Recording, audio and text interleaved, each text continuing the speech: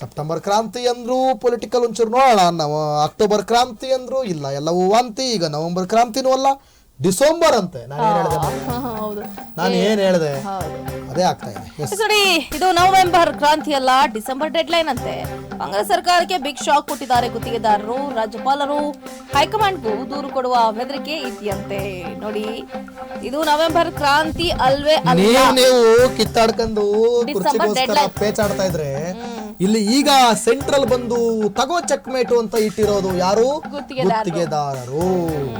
ನೀವು ಸರಿಯಾಗಿ ಹಣ ಬಿಡುಗಡೆ ಮಾಡ್ತಾ ಇಲ್ಲ, ಬಿಲ್ ಅನ್ನ ಉಳಿಸ್ಕೊಂಡಿದ್ದೀರಾ, ಬಾಕಿ ಬಿಲ್ ಬಿಡುಗಡೆ ಮಾಡ್ಲಿಲ್ಲ ಅಂತಂದ್ರೆ ಇಡ್ತೀವಿ ನಿಮ್ಗೆ ಬತ್ತಿ ಅಂತಿದ್ದಾರೆ. ಯಾರು? ಗುತ್ತಿಗೆದಾರರು. ನವೆಂಬರು ಅಲ್ಲ, ಸೆಪ್ಟೆಂಬರು ಅಲ್ಲ, ಅಕ್ಟೋಬರ್ ಅಲ್ಲ, ಡಿಸೆಂಬರ್. ನೀವು ಕುರ್ಚಿಗೋಸ್ಕರ ಕಿತ್ತಾಡ್ತಾ ಇರಿ, ನಾವು ನಿಮಗೆ ಇಡ್ತೀವಿ ಬತ್ತಿ ಅಂತ ಮುಂದಾಗಿದ್ದಾರೆ. ಯಾರು? ಗುತ್ತಿಗೆದಾರರು. ಗುತ್ತಿಗೆದಾರರ ಶಾಕ್ ನೋಡಿ. ಗುತ್ತಿಗೆದಾರರ ಶಾಕ್ ಹೆಂಗಿದೆ ಅಂತಂದ್ರೆ, ಕಾಂಗ್ರೆಸ್ ಸರ್ಕಾರದ ವಿರುದ್ಧ ಈಗಾಗಲೇ ಸಿಡಿದೆದ್ಬಿಟ್ಟಿದ್ದಾರೆ ಗುತ್ತಿಗೆದಾರರ ಸಂಘದವರು. ಗುತ್ತಿಗೆದಾರರ ಸಂಘದವರ ಸಮರಕ್ಕೆ ಸರ್ಕಾರ ಒಂದು ಕಡೆ ಶೇಕ್ ಆಗ್ತಾ ಇದೆ. ವಿವಿಧ ಇಲಾಖೆಗಳ ಖಾಕಿ ಬಿಲ್ ಪಾವತಿ ಮಾಡುವಂತೆ ಪಟ್ಟನ್ನ ಹಿಡಿದಿದ್ದಾರೆ. ರಾಜ್ಯ ಸರ್ಕಾರದಿಂದ 33,000 ಕೋಟಿ ಬಿಲ್ ಬಾಕಿ ಉಳಿದಿದೆಯಂತೆ. ಏನಪ್ಪಾ, 33,000 ಕೋಟಿಯಷ್ಟು ಬಿಲ್ ಅನ್ನ ಹಂಗೆ ಇಟ್ಕೊಂಡ್ಬಿಟ್ಟಿದ್ದಾರೆ ಭದ್ರವಾಗಿ. ಅದೆಲ್ಲಿ ಇಟ್ಕೊಂಡಿರೋ ಗೊತ್ತಿಲ್ಲ. ಇನ್ನು ಹಲವು ಬಾರಿ ಮನವಿ ಮಾಡಿದ್ರು ಕೂಡ ಸಚಿವರುಗಳು ಸ್ಪಂದಿಸ್ತಾ ಇಲ್ವಂತೆ. ಗುತ್ತಿಗೆಯಲ್ಲಿ ಪ್ಯಾಕೇಜ್ ಸಿಸ್ಟಮ್ ಕೈ ಬಿಡಬೇಕು. ಬಿಜೆಪಿ ಅಂತೆ ಕಾಂಗ್ರೆಸ್ ಕೂಡ ಪ್ಯಾಕೇಜ್ ಅನ್ನ ಸಿಸ್ಟಮ್ಗೆ ತರಬೇಕು. ಸಹನೆ ಕಟ್ಟೆ ಒಡೆಯುವ ಹಾಗೆ ಮಾಡಬಾರ್ದು. ಬಾಕಿ ಹಣ ಬಿಡುಗಡೆ ಮಾಡದೇ ಇದ್ರೆ ಕೆಲಸವನ್ನ ನಿಲ್ಲಿಸ್ಬಿಡ್ತೀವಿ ಅಷ್ಟೇ. 2.5 ವರ್ಷಗಳಿಂದಲೂ ಕೂಡ ಕಾಯ್ತಾ ಇದ್ದೀವಿ. ಏನು ನಿಮ್ಗೇನು ಕಾಮನ್ ಸೆನ್ಸ್ ಇಲ್ವಾ? ನಮಗೆ ಯಾಕೆ ದುಡ್ಡನ್ನ ಬಿಡುಗಡೆ ಮಾಡ್ತಾ ಇಲ್ಲ? 2.5 ವರ್ಷಗಳಿಂದ ಏನು ಮಾಡ್ತಾ ಇದ್ದೀರಿ? ಸರ್ಕಾರ ಅಧಿಕಾರಕ್ಕೆ ಬಂದ 2.5 ವರ್ಷ ಆಯ್ತು, ಅಲ್ಲಿಂದಲೂ ಹಣವನ್ನ ಬಿಡುಗಡೆ ಮಾಡೇ ಇಲ್ವಾ? ಹಾಗಾದ್ರೆ 10% 15%, 25% ಅಷ್ಟು ಮಾತ್ರ ಹಣವನ್ನ ರಿಲೀಸ್ ಮಾಡ್ತಾ ಇದ್ದಾರಂತೆ. 100% ಯಾಕೆ ರಿಲೀಸ್ ಮಾಡ್ತಾ ಇಲ್ಲ? ಕೇವಲ 10, 15, 25% ಅಷ್ಟು ಮಾತ್ರ ಹಣವನ್ನ ರಿಲೀಸ್ ಮಾಡ್ತಾ ಇದ್ದಾರಂತೆ. ಶೀಘ್ರವೇ ಪದಾಧಿಕಾರಿಗಳ ಸಭೆಯನ್ನ ಕರಿಬೇಕು ಅಷ್ಟೇ. ನಾವು ನಿಮ್ಮನ್ನ ಕೇಳ್ಕೊಳ್ತಾ ಇರೋದು ಅಷ್ಟೇ, ನಮ್ಮನ್ನ ಸಭೆಗೆ ಕರೀರಿ. ಗುತ್ತಿಗೆದಾರರ ಬೇಡಿಕೆಗಳ ಬಗ್ಗೆ ಚರ್ಚೆಯನ್ನ ಮಾಡಲೇಬೇಕು ಅಂತ ಈಗಾಗಲೇ ಪಟ್ಟನ್ನ ಹಿಡಿದಿರುವಂತದ್ದು. ಇದು ಗುತ್ತಿಗೆದಾರರ ಒಂದು ಕಡೆ ಸರ್ಕಾರಕ್ಕೆ ಕೊಡ್ತಾ ಇರುವಂತಹ ಶಾಕು. ಇನ್ನು ಗುತ್ತಿಗೆದಾರರ ಗಡುವು ಕೂಡ ಗಮನಿಸಬೇಕಾಗುತ್ತೆ. ಡೆಡ್ಲೈನ್ ಯಾವಾಗ ಕೊಟ್ಟಿದ್ದಾರೆ, ಏನು ಗುತ್ತಿಗೆದಾರರು ಸರ್ಕಾರಕ್ಕೆ ಯಾವ ರೀತಿ ಗುನ್ನ ಇಡ್ತಿದ್ದಾರೆ ಅಂತ ನೋಡೋದಾದ್ರೆ, ಕಾಂಗ್ರೆಸ್ ಸರ್ಕಾರಕ್ಕೆ ಡಿಸೆಂಬರ್ ತಿಂಗಳೇ ಡೆಡ್ಲೈನ್. ಅಷ್ಟರೊಳಗಡೆ ಮುಗಿಸ್ಬಿಡ್ಬೇಕು. 33,000 ಕೋಟಿಯಷ್ಟು ಏನು ಪೆಂಡಿಂಗ್ ಇಟ್ಕೊಂಡಿದ್ರಲ್ಲ ಗುತ್ತಿಗೆದಾರರ ಹಣವನ್ನ, ಸೊ ಅದೆಲ್ಲವನ್ನ ರಿಲೀಸ್ ಮಾಡ್ಬೇಕಂತೆ ವಿತಿನ್ ಡಿಸೆಂಬರ್ ಅಲ್ಲಿ. ನವೆಂಬರ್ನೊಳಗೆ ಎಲ್ಲ ಬಾಕಿ ಬಿಲ್ ಬಿಡುಗಡೆ ಮಾಡಬೇಕು. ಬಾಕಿ ಹಣ ಬಿಡುಗಡೆ ಮಾಡ್ತಿದ್ರೆ ರಾಜ್ಯಪಾಲರಿಗೆ ದೂರನ್ನ ಕೊಡ್ತೀವಿ. ನೇರವಾಗಿ ತಾವರ್ಚಂದ್ ಗೆಹ್ಲೋಟ್ ಅವರ ಪಾದಕ್ಕೆ ಹೋಗಿ ಬೀಳ್ತೀವಿ ನಾವು ಅಷ್ಟೇ. ರಾಹುಲ್ ಗಾಂಧಿ, ಉಸ್ತುವಾರಿ ಸುರ್ಜೇವಾಲಾ ಅವ್ರಿಗೂ ಕೂಡ ದೂರನ್ನ ಕೊಡ್ತೀವಿ. ಎಲ್ಲ ಇಲಾಖೆಗಳ ಕೆಲಸಗಳನ್ನ ನಿಲ್ಲಿಸ್ಬಿಡ್ತೀವಿ ಅಷ್ಟೇ. ನಾವು ಕೆಲಸವನ್ನ ಮಾಡೋದಿಲ್ಲ. ನೀವೇನ್ ಬೇಕಾದ್ರೂ ಮಾಡ್ಕೊಳ್ಳಿ, ಫಸ್ಟ್ ನಮ್ ದುಡ್ಡಿಡಿ, ಆಮೇಲೆ ನಾವು ಕೆಲಸವನ್ನ ಮಾಡ್ತೀವಿ. ದುಡ್ಡಿಲ್ಲ ಅಂದ್ರೆ ಕೆಲಸ ಇಲ್ಲ. 2.5 ವರ್ಷಗಳಿಂದ ಏನ್ ಮಾಡ್ತಾ ಇದ್ದೀರಿ ನೀವು? ನಮ್ಮ ಹಣಗಳ ಜೊತೆ ನೀವು ಮಜಾ ಮಾಡ್ತಾ ಇದ್ದೀರಾ, ಆರಾಮಾಗಿ ಐಷಾರಾಮಿ ಜೀವನವನ್ನ ಸಾಗಿಸ್ತಾ ಇದ್ದೀರಾ. ನಾವಿಲ್ಲಿ ನಮ್ಮ ಹೆಂಡತಿ ಮಕ್ಕಳನ್ನ ಬೀದಿಗೆ ತರುವಂತಹ ಪರಿಸ್ಥಿತಿ ಬಂದಿದೆ ಅಂತ ಗುತ್ತಿಗೆದಾರರು ಒಂದು ಕಡೆ ಡೆಡ್ಲೈನ್ ಕೊಡೋದ್ರ ಮುಖಾಂತರ ಸರ್ಕಾರಕ್ಕೆ ಚೀಮಾರಿಯನ್ನ ಹಾಕ್ತಿದ್ದಾರೆ. ಅಷ್ಟೇ ಅಲ್ಲದೆ ರಾಹುಲ್ ಗಾಂಧಿ, ಸುರ್ಜೇವಾಲಾ, ರಾಜ್ಯಪಾಲರಾಗಿರುವಂತಹ ತಾವರ್ಚಂದ್ ಗೆಹ್ಲೋಟ್ ಅವ್ರಿಗೂ ಕೂಡ ಕಂಪ್ಲೇಂಟ್ ಅನ್ನ ರೇಸ್ ಮಾಡ್ತೀವಿ ಅಂತ ಹೇಳ್ತಾ ಇದ್ದಾರೆ. ಇನ್ನು ನೋಡಿ, ಇನ್ನೊಂದು ಕಡೆ ಮಿತಿ ಮೀರ್ತಾ ಇದೆಯಂತೆ ಭ್ರಷ್ಟಾಚಾರ. ಇದು ನಾವೇ ಹೇಳ್ತಾ ಇಲ್ಲ, ನೇರವಾಗಿ ಗುತ್ತಿಗೆದಾರರೇ ಹೇಳ್ತಾ ಇದ್ದಾರೆ. ಬಿಜೆಪಿ ಸರ್ಕಾರದಂತೆ ಕಾಂಗ್ರೆಸ್ನಲ್ಲೂ ಕೂಡ ಭ್ರಷ್ಟಾಚಾರ ನಡೀತಾ ಇದೆಯಂತೆ. ಇಷ್ಟು ದಿನ 40% ಕಮಿಷನ್ ಅಂತ ಬಿಜೆಪಿ ಸರ್ಕಾರದ ವಿರುದ್ಧ ಹರಿಹಾಯ್ತಾ ಇದ್ರು. ಈಗ ನೋಡಿದ್ರೆ ಏನು ಬಿಜೆಪಿಗೆ ಸೆಡ್ ಹೊಡಿತಾ ಇದ್ದೀರಲ್ಲಪ್ಪ ಭ್ರಷ್ಟಾಚಾರದಲ್ಲಿ ಕಾಂಗ್ರೆಸ್ನವರೇ ಅಂತ ಅವರೇ ಹೇಳ್ಕೊತಾ ಇದ್ದಾರೆ. ಭ್ರಷ್ಟಾಚಾರ ರಿಪೋರ್ಟ್ ಕಾರ್ಡ್ ಬಿಡುಗಡೆ ಮಾಡುವ ಬೆದರಿಕೆ ಕೂಡ ಹಾಕಿದ್ದಾರಂತೆ. ನೀವೆಷ್ಟು ಕಮಿಷನ್ ಹೊಡಿತಿದ್ದೀರಿ, ಯಾವ ಹಗರಣಗಳನ್ನ ಮಾಡಿದ್ದೀರಿ, ಅದೆಲ್ಲವನ್ನು ಕೂಡ ನಾವು ಪಿನ್ ಟು ಪಿನ್ ಡೀಟೇಲ್ಸ್ ಅನ್ನ ತಗೊಂಡು ಎಲ್ಲೆಲ್ಲಿ ಭಿತ್ತಿ ಪತ್ರಗಳನ್ನ ಹಂಚಿದ್ರಲ್ಲ ಈ ಹಿಂದೆ ಮಾಜಿ ಸಿಎಂ ಬಸವರಾಜ ಬೊಮ್ಮಾಯಿ ಅವರನ್ನ ಟಾರ್ಗೆಟ್ ಮಾಡಿಕೊಂಡು ಅವರ ಭಾವಚಿತ್ರವನ್ನ ಇರುವಂತಹ ಒಂದು ಭಿತ್ತಿ ಪತ್ರಗಳನ್ನ ಎಲ್ಲೆಲ್ಲಿ ಅನ್ಸಿದ್ರಲ್ಲ, ಅದೇ ರೀತಿ ಕಾಂಗ್ರೆಸ್ನಲ್ಲೂ ಕೂಡ ಇಷ್ಟು ದೊಡ್ಡ ಮಟ್ಟದ ಹಗರಣಗಳಾಗಿದೆ.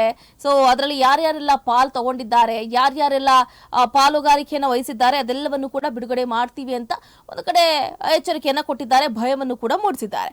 ಯಾರು ಎಷ್ಟು ಕಮಿಷನ್ ಅನ್ನೋದ್ರ ಬಗ್ಗೆ ಡಿಸೆಂಬರ್ನಲ್ಲಿ ಮಾಹಿತಿಯನ್ನು ಕೊಡ್ತೀವಿ ಅಂತ ಹೇಳಿದ್ದಾರೆ. ಸೊ ರಾಜ್ಯ ಸರ್ಕಾರಕ್ಕೆ ಎಚ್ಚರಿಕೆಯನ್ನ ಕೊಟ್ಟಿದ್ದಾರೆ ರಾಜ್ಯ ಗುತ್ತಿಗೆದಾರರ ಸಂಘದವರು. ಶಾಸಕರು, ಅಧಿಕಾರಿಗಳಿಂದಲೂ ಕೂಡ ಕಮಿಷನ್ಗೆ ಬೇಡಿಕೆಯನ್ನ ಇಡಲಾಗಿದೆಯಂತೆ. 10% 20, 30% ಅಷ್ಟು ಕಮಿಷನ್ ಕೊಡಬೇಕಾದಂತಹ ದುಸ್ಥಿತಿ ಬಂದಿದೆ. ಈ ರೀತಿಯಾದಂತಹ ಕಮಿಷನ್ ತಗೊಂಡು ಎಷ್ಟು ಜನರು ಇವತ್ತು ಮನೆಯಲ್ಲಿ ಕೂತಿದ್ದಾರೆ ಅನ್ನೋದು ಕೂಡ ಗೊತ್ತಿದೆ. ಸೊ ಕಮಿಷನ್ ಪ್ರಕರಣಕ್ಕೆ ಸಂಬಂಧಪಟ್ಟಂತೆ ಈಗಾಗಲೇ ಸಾಕಷ್ಟು ಸಾವು ನೋವುಗಳು ಕೂಡ ಸಂಭವಿಸಿದೆ. ಸೊ ಆದರೂ ಕೂಡ ಇನ್ನೂ ಬುದ್ಧಿ ಕಲಿತಿಲ್ಲ ಕೆಲವೊಂದಷ್ಟು ಅಧಿಕಾರಿಗಳು ಹಾಗೆ ಶಾಸಕರು. ಕಾಮಗಾರಿಯಲ್ಲಿ ಅಷ್ಟೇ ಅಲ್ಲ, ಉದ್ಘಾಟನೆ ಮಾಡೋದಕ್ಕೂ ಕೂಡ ಕಮಿಷನ್ ಕೇಳ್ತಾರಂತೆ. ಇವರೇನು ಹೊಟ್ಟೆಗೆ ಅನ್ನ ತಿಂತಾರೋ ಅಥವಾ ಸಗಣಿ ತಿಂತಾರೋ ಗೊತ್ತಿಲ್ಲ, ಯಾವುದೇ ಫಂಕ್ಷನ್ಸ್ಗೆ ಅಥವಾ ಉದ್ಘಾಟನೆ ಮಾಡೋದಕ್ಕೂ ಕೂಡ ಕೈ ಚಾಚ್ತಾರಂತೆ. ಹಣ ಕೊಡಬೇಕು, ನಮ್ಗೆ ಇಷ್ಟು ಕಮಿಷನ್, ಇಷ್ಟು ಪರ್ಸೆಂಟೇಜ್ ಬಂದರೆ ಮಾತ್ರ ನಾವು ಬರ್ತೀವಿ, ಇಲ್ಲಾಂತಂದ್ರೆ ಬರೋದಿಲ್ಲ. ಕಾಮಗಾರಿಗಳಿಗೆ ಅಲ್ಲೂ ಕೂಡ ಕಮಿಷನ್ ತಗೊಳ್ತಾರಂತೆ. ಇಲ್ಲಿ ಉದ್ಘಾಟನೆ ಮಾಡೋದಕ್ಕೆ ಬಂದು ಸ್ವಲ್ಪ ಉದ್ಘಾಟನೆ ಮಾಡಿ ಸ್ವಾಮಿ ಅಂತಂದ್ರೆ ಎಷ್ಟು ಕೊಡ್ತೀಯಪ್ಪ ಕಮಿಷನ್ ಅಂತ ಕೇಳ್ತಾರಂತೆ. ಇಂಥ ನೀಚರಿಗೆ ಏನು ಹೇಳಬೇಕು ಗೊತ್ತಿಲ್ಲ. ಇನ್ನು ಒಂದು ಕಡೆ CM ಗರಂ ಅಂತೆ, ಮತ್ತೊಂದು ಕಡೆ DK ಎಂಟ್ರಿ ಆಗಿದ್ದಾರಂತೆ. ಸೊ ಗುತ್ತಿಗೆದಾರರ ಎಚ್ಚರಿಕೆ ಬೆನ್ನಲ್ಲೇ ಎಚ್ಚೆತ್ತುಕೊಂಡಿದೆ ರಾಜ್ಯ ಸರ್ಕಾರ. ಏನಾದರೂ ಉಲ್ಟಾ ಪಲ್ಟಾ ಆಗೋಗ್ಬಿಟ್ಟದು. ಮೊದಲೇ 2.5 ವರ್ಷ ನಾನು CM ಆಗಬೇಕು ಅಂತ ಅನ್ಕೊಂಡಿದ್ದೀನಿ. ಏನಾದರೂ ಈ ಗುತ್ತಿಗೆದಾರರ ಸಂಘದವರು ದೊಡ್ಡ ಮಟ್ಟದಲ್ಲಿ ಧ್ವನಿ ಎತ್ತಿ ಇರಬರ ಹಗರಣಗಳ ಬಗ್ಗೆ ಮಾತಾಡ್ಬಿಟ್ಟು ಅಂತಂದ್ರೆ ಮತ್ತೆ ಉಲ್ಟಾ ಆಗೋಗ್ಬಿಡುತ್ತೆ ಅಂತ ಒಂದು ಕಡೆ ಸಿದ್ದರಾಮಯ್ಯನವರು ಸಿಟ್ಟಾಗಿದ್ದಾರೆ. DCM DK ಶಿವಕುಮಾರ್ ಅವರು ಒದ್ದಾಡ್ತಾ ಇದ್ದಾರೆ. ರಾಜ್ಯ ಗುತ್ತಿಗೆದಾರರನ್ನ ಮಾತುಕತೆಗೆ ಆಹ್ವಾನಿಸಿದೆಯಂತೆ ಸರ್ಕಾರ. ಎಲ್ಲಿ ಯಾವಾಗ ಹೆಂಗೆ ಹೇಟ್ ಕೊಡಬೇಕೋ ಅಲ್ಲಿ ಕೊಟ್ರೆ ಎಲ್ಲರೂ ಎಚ್ಚೆತ್ಕೊಳ್ತಾರೆ. ಈಗಲೂ ಕೂಡ ರಾಜ್ಯ ಸರ್ಕಾರದ್ದು ಅದೇ ಕತೆ ಆಗಿದೆ. ಕೋರ್ಟ್ಗೆ ಹೋಗ್ಲಿ ಅಂತ ಸರ್ಕಾರದಿಂದ ಸಭೆಯನ್ನ ಕರೆದಿದ್ದಾರಂತೆ. ಕೋರ್ಟ್ಗೆ ಹೋಗ್ಲಿ, ಇಲ್ಲ ಅಂತಂದ್ರೆ ಸಭೆಗೆ ಆಹ್ವಾನ ಮಾಡ್ತೀವಿ, 2ರಲ್ಲಿ 1 ಮಾಡ್ಕೊಳ್ಳಿ ಅಂತ ಹೇಳಿದಾರಂತೆ. CM ಗರಂ ಆದ ಬೆನ್ನಲ್ಲೇ DK ಶಿವಕುಮಾರ್ ಕೂಡ ಎಂಟ್ರಿಯನ್ನ ಕೊಟ್ಟಿದ್ದಾರೆ. ಸೊ ಹಾಗಾಗಿ ಒಂದು ಕಡೆ ಗುತ್ತಿಗೆದಾರರ ಸಂಘದವರು ಸ್ವಲ್ಪ ನಿರಾಳರಾಗಿದ್ದಾರೆ ಅಂತಲೇ ಹೇಳ್ಬೋದು. CM ಸಿದ್ದರಾಮಯ್ಯನವರು ಇದೆಲ್ಲವನ್ನ ಗಮನಿಸಿ ಒಂದು ಸಭೆ ಮಾಡೋಣ, ಎಲ್ಲರೂ ಕೂಡ ಸ್ವಲ್ಪ ತಡ್ಕೊಳ್ಳಿ, ಅದಕ್ಕೆ ಒಂದು ಡೇಟ್ ಫಿಕ್ಸ್ ಮಾಡ್ತೀವಿ, ಡೇಟ್ ಫಿಕ್ಸ್ ಮಾಡಿದ ನಂತರ ಏನೇನೆಲ್ಲ ರೂಪುರೇಷೆಗಳನ್ನು ಕೈಗೊಳ್ಳಬೇಕು ಅದೆಲ್ಲವನ್ನು ಕೂಡ ಕೈಗೊಳ್ತೀವಿ. ಸೊ ಅಲ್ಲಿವರೆಗೂ ಕೂಡ ಎಲ್ಲರೂ ಸಮಾಧಾನ ರೀತಿಯಲ್ಲಿ ವರ್ತನೆ ಮಾಡಬೇಕು ಅಂತ ಮುಖ್ಯಮಂತ್ರಿಗಳು ಕೂಡ ಹೇಳಿದ್ದಾರೆ. 2.5 ವರ್ಷದಿಂದ ಅಂತಂದ್ರೆ ಏನು ಸುಮ್ಮನೆ ಆಗೋಯ್ತಾ ದಿವಿತ್? ಸರ್ಕಾರ ಅಧಿಕಾರಕ್ಕೆ ಬಂದಾಗ್ಲಿಂದಲೂ ಕೂಡ ಹಣ ಬಿಡುಗಡೆ ಮಾಡಿಲ್ಲ ಅಂತಂದ್ರೆ ಹೆಂಗ್ ತಾನೇ ಸಾಧ್ಯ ಅಲ್ವಾ? ನೋಡೋಣ ಇದು ಏನಾಗುತ್ತೆ. ಗುತ್ತಿಗೆದಾರರು ಮನ್ಸು ಮಾಡಿದ್ರೆ ಹೆಂಗ್ ಬೇಕಾದ್ರೂ ಟರ್ನ್ ಆಗಿ ಹೆಂಗ್ ಬೇಕಾದ್ರೂ ಟ್ವಿಸ್ಟ್ ಆಗ್ಬಿಡುತ್ತೆ.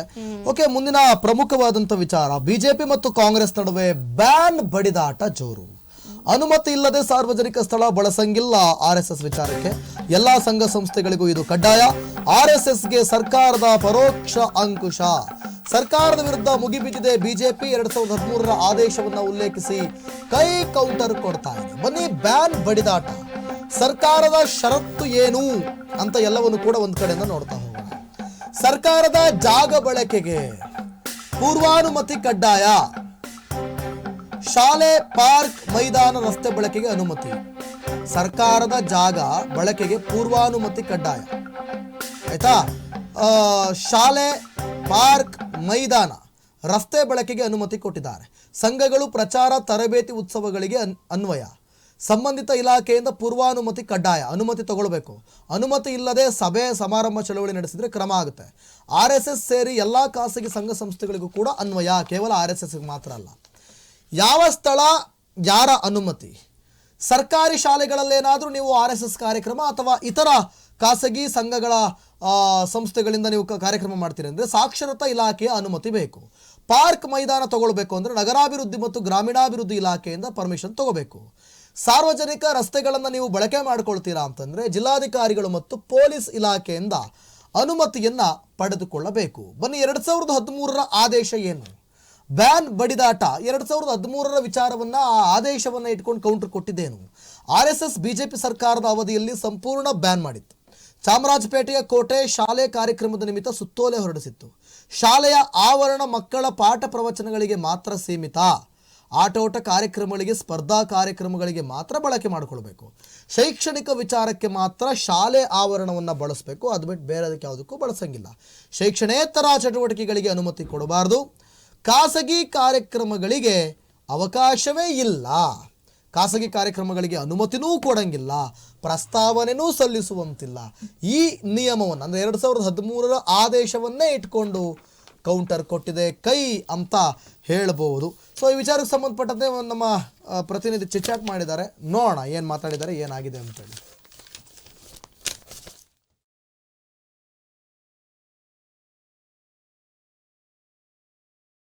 ರಾಜಕಾರಣವನ್ನು ಗಮನಿಸಿದ್ರೆ ಒಂದಷ್ಟು RSS ವಿಚಾರ ಬಹಳಷ್ಟು ಚರ್ಚೆ ಆಗ್ತಾ ಇರುವಂಥದ್ದು ಸರ್. ಏನು ಹೇಳ್ತೀರಿ ಈ ಬಗ್ಗೆ? RSS ಚಟುವಟಿಕೆಗಳನ್ನು ಸರ್ಕಾರಿ ಸ್ಥಳಗಳಲ್ಲಿ ಬ್ಯಾನ್ ಮಾಡೋ ವಿಚಾರ ಮೂರು ಸರಿ ಬ್ಯಾನ್ ಮಾಡಿ ಕಾಂಗ್ರೆಸ್ನವರು ಕೈ ಸುಟ್ಕೊಂಡಿದ್ದಾರೆ. RSS ಬ್ಯಾನ್ ಮಾಡೋಕ್ಕೆ ಯಾರ ಕೈಲೂ ಸಾಧ್ಯ ಇಲ್ಲ.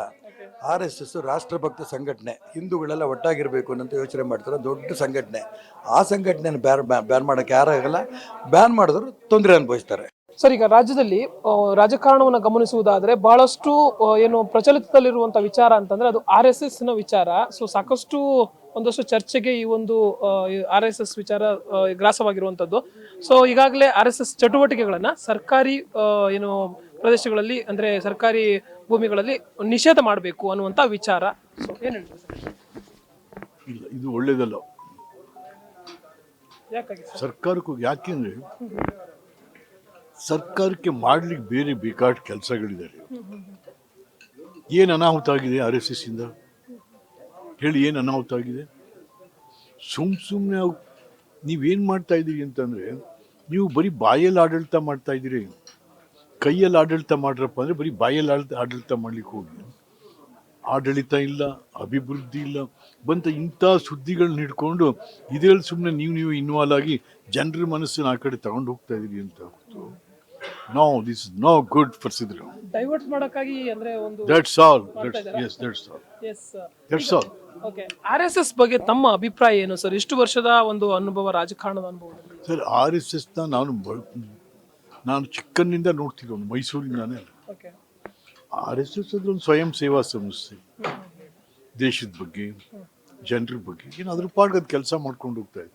ಸುಮ್ಮನೆ ಅದನ್ಯಾಕೆ ಅನಾವಶ್ಯಕವಾಗಿ ಮೇಲೆ ತಾಕೋತಾ ಇತ್ತು? ನೋ, ಬಿಟ್ಬಿಡಿ. ಅದ್ರ ಪಾಡ್ಗೆ ಹಿಂಗೆ ನಡೀತಾ ಇದೆ. 100 ವರ್ಷಗಳಿಂದ ಅದು ಹೇಗೆ ಕಾರ್ಯ ನಡೀತಾ ಇದೆ, ನಡ್ಕೊಂಡು ಹೋಗ್ಲಿ ಬಿಡಿ. ನೋ, ಖಾಸಗಿ ಸಂಘ ಸಂಸ್ಥೆಗಳ ಏನು ಒಂದು ಕಾರ್ಯಕ್ರಮಗಳನ್ನ ಸರ್ಕಾರಿ ಏನು ಇದರಲ್ಲಿ ಭೂಮಿಯಲ್ಲಿ ಅಥವಾ ಸರ್ಕಾರಿ ಪ್ರದೇಶಗಳಲ್ಲಿ ಬ್ಯಾನ್ ಮಾಡಬೇಕು ಅನ್ನುವಂಥದ್ದು ಅವರ ಆಶೆ. ಇದು 2013ರಲ್ಲಿನೇ ಏನು BJP ಏನು ಅಧಿಕಾರದಲ್ಲಿರುವಾಗಲೇ ಈ ಒಂದು ವಿಚಾರ ಆಗಿರುವಂಥದ್ದು. ಸೊ ಆ ಸಂದರ್ಭದಲ್ಲಿ ಇದಂಥ ಮುಖ್ಯಮಂತ್ರಿಗಳು ಈ ಒಂದು ನಿರ್ಣಯವನ್ನು ತೆಗೆದುಕೊಂಡಿದ್ರು. ಸೊ ನಮಗಿಂತನೂ ಮುಂಚೆ ಅವರೇ ಮಾಡಿದ್ರು. RSS ವಿರೋಧಿಗಳು ಅವ್ರು ಹಾಗಿದ್ರೆ ಅಂತ ಕೇಳ್ತಾ ಇರೋದು ಯಾರು? ಈಗಾಗಲೇ DK ಶಿವಕುಮಾರ್ ಅವರು ಇರ್ಬೋದು ಅಥವಾ ಮುಖ್ಯಮಂತ್ರಿಗಳು ಇರ್ಬೋದು. ಬ್ಯಾನ್ ಮಾಡ್ತೀವಿ ಅಂತ ಸರ್, ಅವಾಗ ಮುಖ್ಯಮಂತ್ರಿಗಳು 2013ರಲ್ಲಿ ಏನು BJPಯಿಂದ ಈ ಜಗದೀಶ್ ಶೆಟ್ಟರ್ ಅವರು ಏನು ಮುಖ್ಯಮಂತ್ರಿಗಳಿದ್ರು, ಅವರು ಈ ಒಂದು ನಿರ್ಣಯವನ್ನ ಅಂದ್ರೆ ತೆಗೆದುಕೊಂಡಿದ್ರು. ಆ ಸಂದರ್ಭದಲ್ಲೇ ಈ ಒಂದು ಖಾಸಗಿ ಕಾರ್ಯಕ್ರಮಗಳು ನಡಿಬಾರ್ದು ಅನ್ನುವಂಥದ್ದು ಆಗಿತ್ತು, ಖಾಸಗಿ ಸಂಘ ಸಂಸ್ಥೆಗಳದ್ದು. ಸೊ RSS ಅದು ಕೊರತಲ್ಲ ಅಂತ ಹೇಳ್ತಾರೆ. ಈಗ ಹೌದಪ್ಪ, ಈಗ ಹುಡುಗರು ಸರ್ಕಾರಿ ಇದಿರುತ್ತೆ, ಕ್ರಿಕೆಟ್ ಆಡ್ತವೆ, ಚಿನ್ನಿ ದಾಂಡ ಆಡ್ತವೆ, ಬ್ಯಾಟ್ ಆಡ್ತವೆ, ಖಾಲಿ ಜಾಗ ಬಿದ್ದೈತಿರ್ರಿ. ನೀವು ಅದ್ರ ಮಾಲೀಕ ಬಂದು ಅದ್ರ ಕಟ್ಕೊಂಡ್ಮೇಲೆ ಯಾರು ಹೋಗ್ತಾರೆ? ಹೋಗಲ್ಲ. ಎಲ್ಲೆಲ್ಲಿ ಖಾಲಿ ಜಾಗ, whether it's A government property are the private property, ಅದೆಷ್ಟು ಏನು ದಿನ ಉಪಯೋಗಿಸ್ಕೋತಾರೆ? ಏನಿಲ್ವಲ್ಲ. ಸುಮ್ಮನೆ ಅದನ್ನ ಯಾಕೆ ಒಂದು ಇಶ್ಯೂ ಮಾಡ್ತಾ ಇದ್ದೀವಿ? Why the government is making issue unnecessarily? No.